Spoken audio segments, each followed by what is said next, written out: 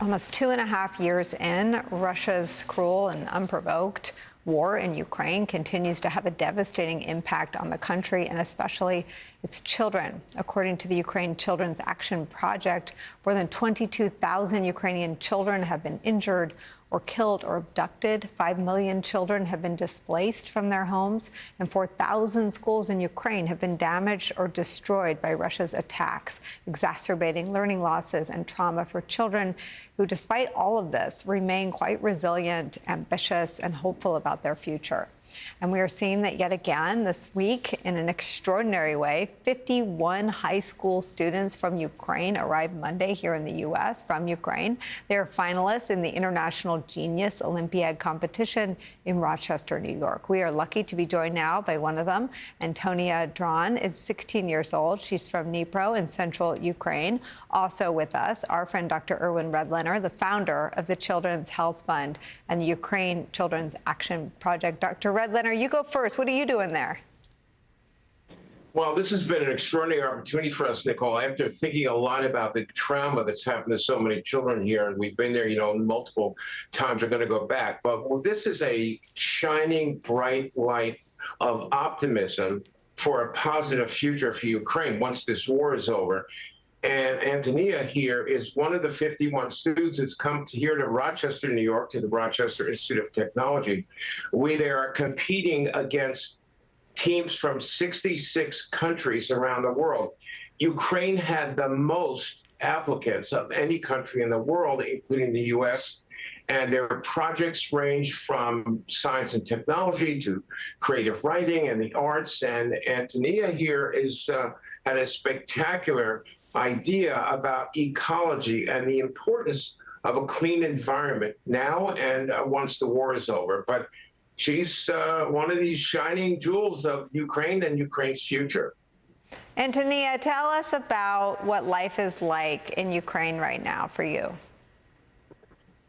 For me, it's always been home. So I think right now it's mostly home where you can possibly be safe every time, when you can sleep like you sleep before, you can't think like you think before. So I think it's mostly the home that changed. But however, we are staying in Ukraine, and this is what it's like. It's always been our life, our family, but now it just really changed dramatically. Antonia, you were 13 or 14 when the war started. Yeah. What is the biggest difference in day-to-day life for kids your age and younger and older? I think it's their mindset, because when I was 14 years old, I've never thought I'll be in the Genius Olympiad. I never thought I'll be in America ever. But I think the war changed the way we think, the way we feel, and the way we think about the future, how we can change the future, and how it is important to be one of the people who change the world. Antonia, how do you stay focused on your academics with the worries about your country and the war? I think it's my family. I've always had a very supportive family. My mom is sometimes really strict, but I feel the love in the strictness. So it's mostly about competitiveness in me, about how I feel about doing things and creating something new. It's never been a problem for me to concentrate, but kids nowadays are really crying about how they will study, and they can't see their friends. They are studying mostly online. Children have the competitiveness they had before because of the situation that are happening in front of them. The things that they'll see and they see right now are changing them, not only in the way of making them more powerful or understandable, but also in the way of making them feel more insecure.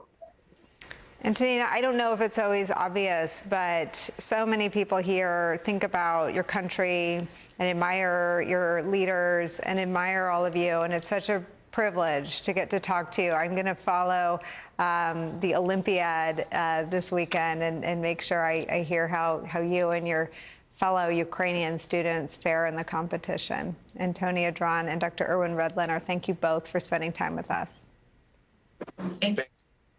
If you want to learn more about the Ukraine Children's Action Project or find out how you can help, go to ucap.help. Another break for us. We'll be right back.